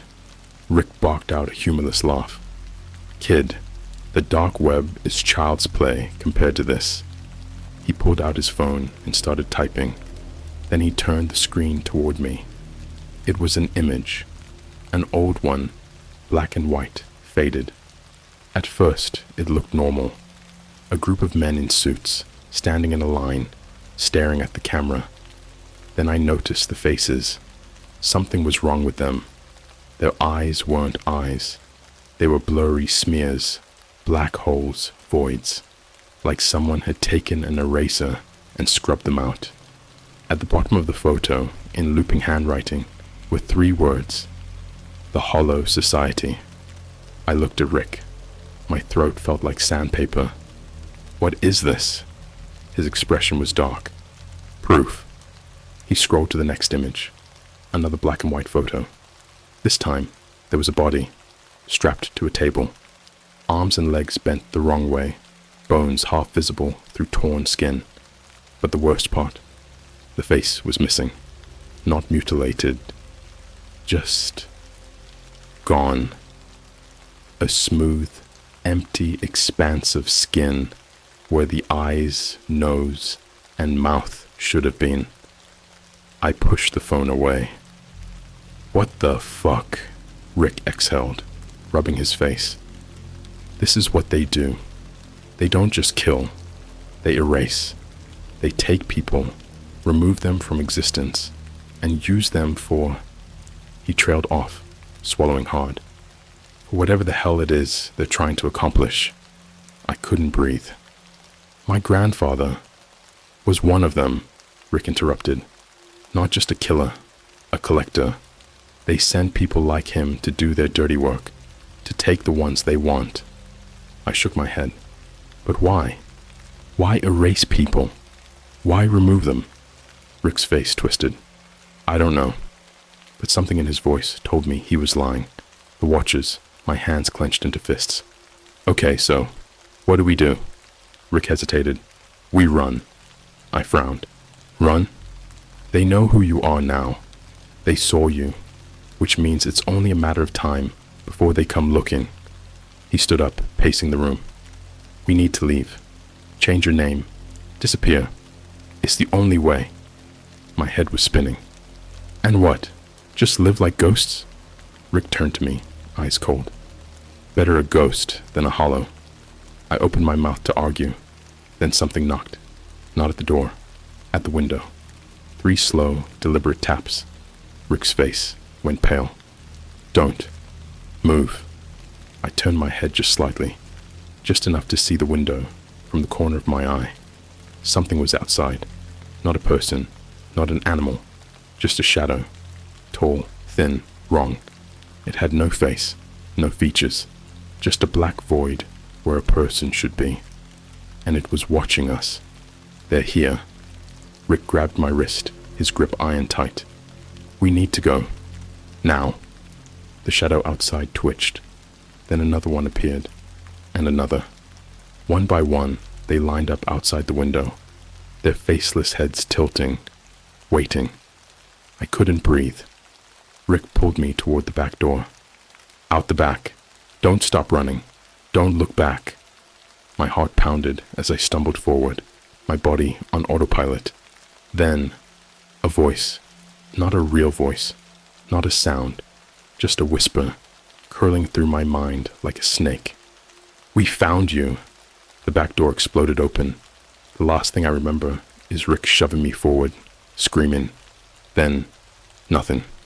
The last thing I know. I woke up somewhere else. Not Rick's apartment. Not my house. Just white. Endless white. I was sitting in a chair. My wrists and ankles weren't tied, but I couldn't move. Across from me sat a man in a suit. His face was blurry, like I wasn't allowed to see it. He leaned forward. You shouldn't have gone into that room. I tried to speak. I couldn't. You looked where you weren't supposed to look. He sighed, shaking his head. You found something that was never meant to be found. My chest tightened. He smiled. We're going to fix that. He reached into his pocket, pulled out something small and silver, a scalpel, and then I woke up, in my bed, in my childhood home, like nothing had ever happened. But I knew. I remembered. I ran to my phone, called Rick. No answer. I drove to his apartment. The door was open, inside, empty. Not just like he'd left, like he had never existed. No furniture, no clothes, no pictures. Like he had been erased. The final message. I was about to leave when I saw it, scratched into the wall. 4 words. You were never here. I stumbled back, my vision swimming, my hands trembling. And then, my phone buzzed. A text message from a blocked number. I looked at the screen. Only 1 sentence. Forget or be forgotten. And just like that, the memories started slipping away. One by one. Until now. Until this. But I can feel them watching me again. And I know I don't have much time left.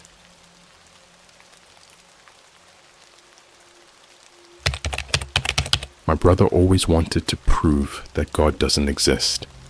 He used the dark web and somehow managed to enter another dimension. Alright, I don't even know how to start this, but I need to get it out. I don't care if you believe me or not. I just need to document what happened. Maybe someone out there will understand. I should start with my brother, Jason. Jason wasn't your typical I hate God type. He was obsessed with proving, beyond a doubt, that there was nothing after death. No heaven, no hell, no divine plan, just a black void of nothingness.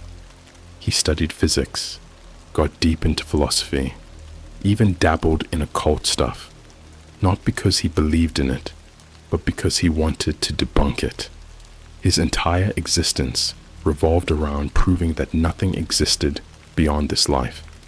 Now, I love my brother, but he was reckless. He had this unhealthy obsession with the deep web, not just the regular illegal marketplaces and shady forums, but the real deep web, the kind of stuff people claim is just a myth. If there was some obscure forum promising secret knowledge, Jason was on it. A few months ago, he told me he found something. Dude, I found a site that claims it can show you what's beyond reality. I laughed it off. I figured it was just another scam, but he was dead serious. It was called The Gateway. No URL, no login screen, nothing. It was a Tor hidden service that you had to be invited to. He said it looked like an old Windows 95 website. Black background, neon green text. Just a single page with a question. Do you want to see the truth? Underneath, there was a button that said, Enter. Jason told me that clicking it brought up a warning. This is not a game. You will see things that cannot be unseen. Continue at your own risk. Most people would have noped out right there. Not Jason. He clicked yes. What happened next was when things got weird. The screen went black. No loading bar, no sound, just black. Then the power in our apartment flickered. I remember this vividly because I was watching Netflix in the other room, and my lights dimmed for like 3 seconds. I figured it was just the Wi-Fi acting up. But Jason, he just sat there, staring at the screen. Yo, what the hell is that? I walked over, and I swear to God, the screen was wrong. It wasn't a normal web page anymore. It was this swirling void, like when you close your eyes and press your fingers against them, those weird colors and shapes. That, but moving. And then the screen started showing something. It was a live feed, grainy, black and white. It looked like a street, but distorted, like the perspective was shifting. At first, I thought it was a random surveillance camera, but then I noticed something that made my stomach drop. It was our street. Jason clicked something, and the camera moved, like a first-person video game. The camera turned toward our apartment building. My heart started racing. Dude, I whispered, turn that shit off. Jason just stared at the screen, not blinking. Then he said something that made my blood go cold. This isn't a video feed. I think it's looking for something. And then, whatever was controlling that camera, it looked directly at our window. The feed cut out. The whole apartment went silent. Not just quiet, silent. No cars outside, no wind, not even the sound of our own breathing. And then, Jason turned to me, his face completely pale. I think I found proof. Jason didn't sleep that night. Neither did I. I kept telling myself it was just some elaborate prank, some kind of weird deep web RRG. But deep down, I knew. That thing, whatever was controlling the camera, had seen us. And Jason, he wasn't scared. He was fascinated. The next day, he didn't go to work. He barely even spoke, just sat there in front of his laptop, clicking through random files like he was trying to retrace his steps. I went out to get some food, mostly because I couldn't stand being in the same room as him. The energy around him was wrong. When I got back, the apartment was freezing. Not cold, freezing. I could see my breath when I stepped inside. Every window was shut. The thermostat was cranked up to 80, but it felt like I had walked into a meat locker. Then I heard Jason talking. At first, I thought he was on a call, but when I walked into his room, he was alone. Laptop screen off, phone face down, just sitting there on the edge of his bed, whispering to himself, "It's not real. It's not real. It's not real." I grabbed his shoulder. "Dude, what the hell is wrong with you?" He flinched so hard he nearly fell over. His eyes were bloodshot, like he hadn't blinked in hours. He looked up at me, and his face twisted into something I can only describe as fear mixed with understanding. It saw me. I felt something cold slither down my spine. "What do you mean?" He swallowed hard. His whole body was shaking. Then, without another word, he grabbed his laptop, opened it, and started typing. His fingers were moving so fast they blurred. The screen booted up, and I felt my stomach drop. The web page was still there, the gateway. But it wasn't like before. The black background was bleeding, not like a graphic glitch, but like actual liquid seeping down the screen. The neon green text was different now. It no longer asked if we wanted to see the truth. It just said, "You have been seen." Jason sat there, breathing heavily, hands clenched into fists. Then, something new appeared. A single message from someone or something named Root User 0. It just said, "Step outside." Jason grabbed my wrist so hard it hurt. "Do not go out there." I didn't plan on it, but something deep in my gut told me we weren't alone anymore. I went to the window, just enough to peek through the blinds, and that's when I saw them. 6 figures, standing completely still on the sidewalk. At first, I thought they were mannequins. No movement, no breathing, just standing there. But then one of them tilted its head, not like a human, not like an animal, just this slow, mechanical twitch, like it was trying to process something. The streetlights flickered. Jason slammed his laptop shut. I shouldn't have clicked. I shouldn't have. The apartment door knocked. Once, twice, 3 times. Jason and I both jumped. He shook his head violently, whispering, "No, no, no," over and over. Then, from the other side of the door, we heard something that should not have been possible. We heard our own voices. "Jason, open the door." I felt my knees go weak. "It's me, your brother. Open the door." The exact same voice, the exact same tone, as if someone had taken a recording of me and played it back. Jason was crying now, full body sobbing. The knocking came again, harder this time. I grabbed a kitchen knife. Not that I thought it would help, but I needed something. Then the voice outside changed. It was my mother's voice now. "Sweetheart, let me in. Please." I almost did it. I don't know why. I knew it wasn't her.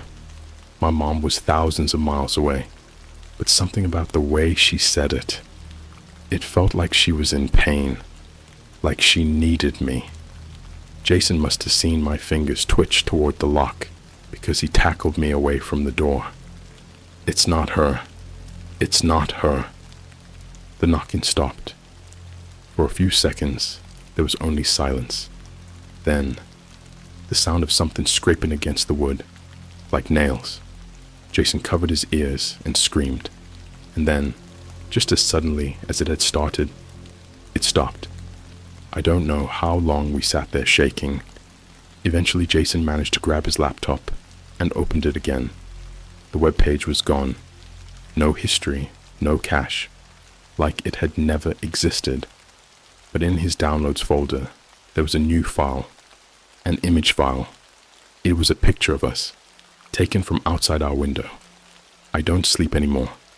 Not really. Not in the way normal people do. I close my eyes, sure, but every time I do, I hear things moving in the walls. I feel breath on my skin, breath that isn't mine. And Jason? He's not my brother anymore. Not really. I don't know when it happened. It wasn't a sudden thing, like in the movies where a demon just jumps into someone's body and their head twists around. No, it was slow, subtle. The first thing I noticed, Jason stopped blinking. Days went by, and I started realizing I never saw him close his eyes anymore. Not once.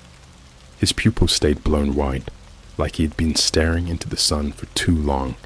And his skin, God, his skin, it started looking wrong. Like it didn't fit him anymore. Like it was too tight. I tried to talk to him. I really did. But every time I asked if he was okay, he'd just stare at me. Not like he was ignoring me. Like he was trying to understand what I was. Like he wasn't even sure I was human. Then came the smiling. At first, I thought maybe he was finally getting better. Because after days of silence, Jason finally smiled at me. But it wasn't his smile. It was too big. Too many teeth. Like someone had taken the concept of a smile and stretched it into something inhuman. I should have left. I should have grabbed my stuff and bolted. But he was my brother. I kept telling myself he just needed time. That maybe if I stayed, I could fix this. I was so wrong. The phone call. 3 nights ago, I woke up to the sound of my phone ringing. I checked the time. 3:12 a.m. Unknown number. I don't know why I picked up. Some morbid curiosity, I guess. But the second I did, my stomach dropped. There was no greeting, no heavy breathing, just silence. Then, a click. A tiny mechanical sound, like someone pressing a button on an old tape recorder. And then, in a voice that wasn't mine, but also was, I heard, "They're already inside." I sat up so fast my vision blurred. My heart was pounding. Who is this? No response. Just another click. And then, the sound of footsteps. Not over the phone. Inside my room. I turned my head so slow, terrified of what I might see. And there, standing in the farthest corner of my room, was Jason, smiling, wide, unblinking. His face was so still, but his body was shaking, violently, like he was suppressing something, like he was trying to hold something back. My blood ran cold. Jason? His mouth opened, not like a person's mouth. No, his jaw unhinged, like a snake, skin stretching, tendons snapping, a wet tearing sound that made bile rise in my throat. And from deep in his throat, in my own voice, he said, "They're already inside." I grabbed my phone and ran. Didn't even look back. I just ran. I don't remember running down the stairs. I don't remember bursting out the front door. I only remember the air hitting my face and the sound of my own heart in my ears. I didn't stop until I reached the nearest 24-hour McDonald's. I must have looked insane, sweaty, shaking, barefoot. The cashier kept glancing at me like she was debating calling the cops. I didn't care. I just sat down in a booth, breathing hard, gripping my phone so tightly my knuckles turned white. I opened my call log. The unknown number was gone, like I had imagined the whole thing.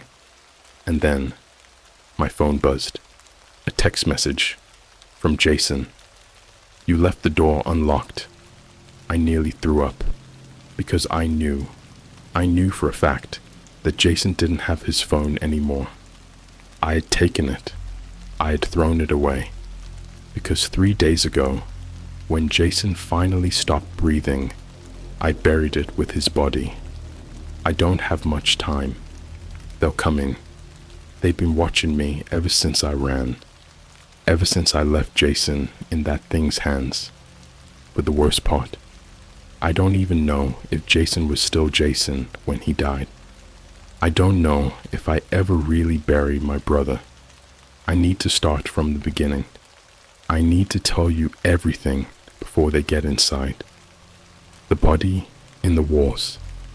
After I got Jason's text, the one that shouldn't have existed, I lost it. I ran straight to the bathroom of that McDonald's and threw up until my ribs hurt. I tried to convince myself it was a glitch, a prank. Maybe someone had cloned his number. Maybe someone had found his phone after I buried it with his corpse and was messing with me. But I knew better. I felt it.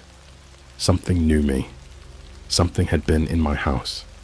I had two choices: run and never look back, go back and burn that fucking place to the ground. I chose the second. I don't know what part of me thought that was a good idea, but something inside me, some deep, primal hatred, made me want to face it. So I went back. Inside the apartment, I took an Uber, didn't say a word the whole ride, just stared out the window, watching the streetlights blur past, feeling like I was being followed. When we pulled up to my apartment building, I saw something that made my stomach drop. The lights in my apartment were on. I had turned everything off before I left. I was sure of it. But now, my window was lit up like someone was waiting for me, like something was inviting me back inside. I almost told the driver to keep going. Almost. But I didn't. I got out. The smell of rot. The second I stepped inside, I smelled it. Rot. Meat. Like a dead animal had been stuffed into the walls and left to decompose. It was thick, wet, wrong. I covered my nose and kept walking. The air was too still, like the whole building had stopped breathing. I reached my apartment door and pressed my ear against it. Silence. But then, a voice. Jason's voice. Software muffled, like he was talking to someone. I heard another voice too. Not human. Clicking, whispering, imitating. My hand hovered over the doorknob. My whole body screamed at me to run, but I couldn't. I needed to see. I turned the knob. The door swung open, and inside, there was no furniture, no couch, no TV, no signs that anyone had ever lived there, just walls covered in something wet. And in the center of the room, Jason, or what was left of him. He was standing, but he shouldn't have been. His body was rotting, but his eyes, his fucking eyes, were locked onto mine, black and empty. His lips peeled back into that too wide smile, and in my own voice, he said, "You left me in the dirt." I staggered back. My stomach twisted. I buried him. I knew I buried him. Then I saw it. His chest, moving, like something was pushing against his ribs from the inside. He took a step toward me, and something inside him shifted. His spine made a sound like wet wood snapping. His arms hung limp, but his body, his insides, were moving without him. I turned to run, but the door was gone. No, not gone. Replaced. The walls had grown over it, like the apartment had been waiting for me, like it had been building a cage around me this whole time. Jason took another step. His foot sank into the floor, like the wood had softened, absorbing him. And then, the walls started breathing. The things inside the walls. I can't explain it. I don't even know if it was real, but I felt them. I heard them slithering under the floorboards, whispering in voices I recognized, voices that sounded like me, like my mother, like my friends from childhood. They knew me. They had been inside me. Jason's body lurched forward, bones cracking, something pushing against his throat from the inside, trying to get out. I don't remember screaming. I don't remember moving. I just ran. I ran through the hallway, but the hallway never ended. The doors to the other apartments were melting. The floor was soaking wet. And the whole time, Jason's voice followed me, whispering things I had never told anyone. You still dream about the car accident, don't you? You left your childhood dog outside to die in the cold, and you never told Mom. You think about killing yourself sometimes.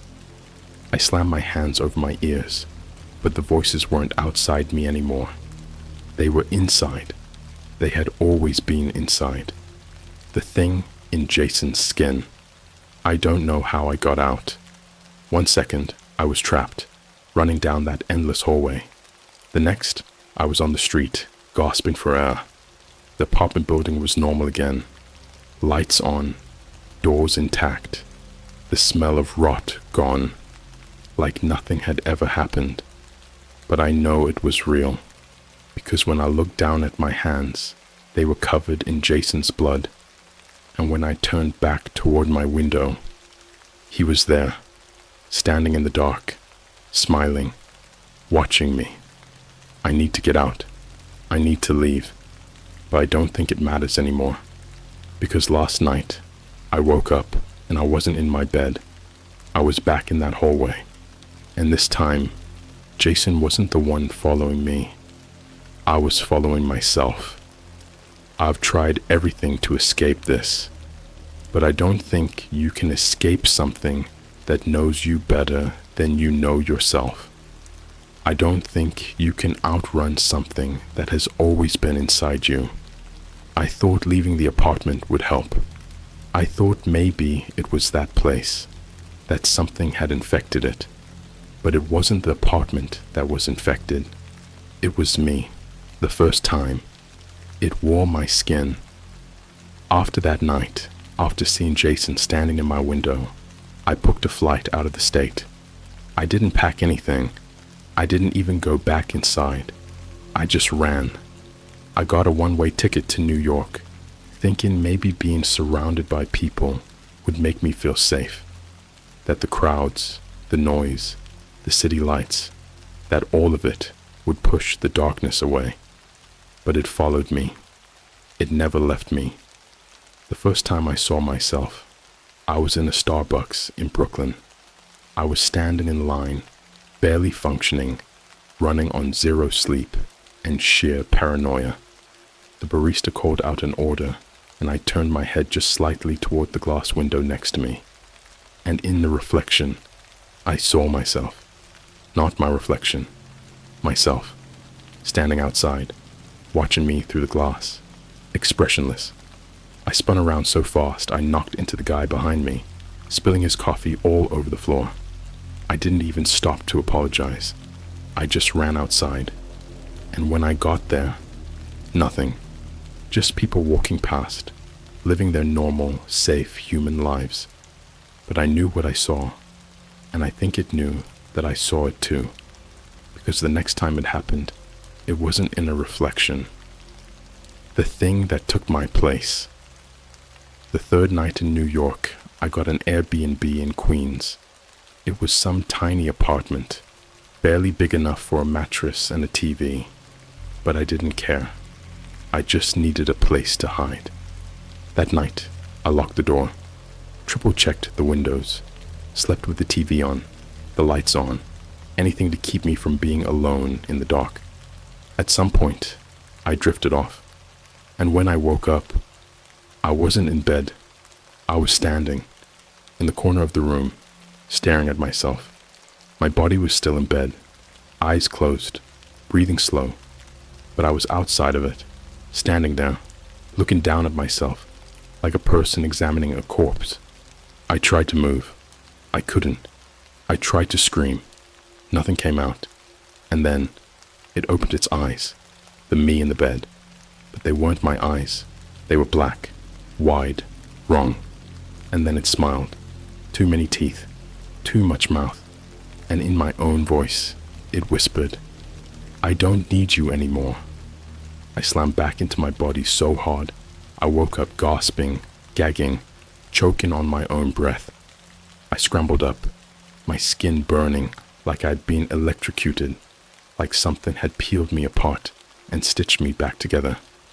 I ran to the mirror, stared at myself, checked my eyes, checked my teeth, checked to make sure I was still me. And for a second, I thought I was, until I saw my reflection blink. A second too late, like it had been waiting for me to look away. The video that proved it. After that, I stopped sleeping. Didn't eat, didn't talk to anyone. Just sat in that tiny apartment, staring at the walls, waiting for whatever was inside me to make its next move. And then my phone buzzed. An email. No sender, no subject, just a single attachment. A video file. I didn't want to open it. I knew what it was. I knew it wasn't for me. It was for the thing wearing my face. But my hands moved anyway. The video started. It was grainy, black and white. Security camera footage.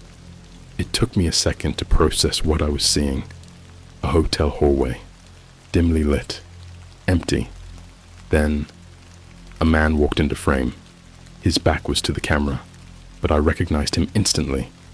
Mr. wearing the same clothes I was wearing right now, moving too still, like something wasn't used to walking in my skin. And then, I turned, slow, unnatural, like a puppet on strings. And my face wasn't mine. It was stretched, like something had peeled it off and was wearing it like a mask. And then, from the side of the screen, a woman walked into frame. She didn't see me. She didn't know. She just kept walking, scrolling through her phone. And the thing wearing my face, it followed her, step by step. The video ended. No sound, no explanation, just proof. Proof that I wasn't in control anymore. Proof that something was using me. The final message. I don't remember leaving the Airbnb. I don't remember getting on the subway. I don't even remember where I am right now. I just know that I'm not alone. I can feel it. It's inside me, behind my eyes, moving in the places I can't see. And I think it's getting stronger. I don't know if I'm the one writing this anymore, or if it's just making me think I am. But if you're reading this, if you ever see someone who looks exactly like you standing outside your window, run, because once it gets inside, you'll never know if you're still you, or if you're just the reflection it left behind.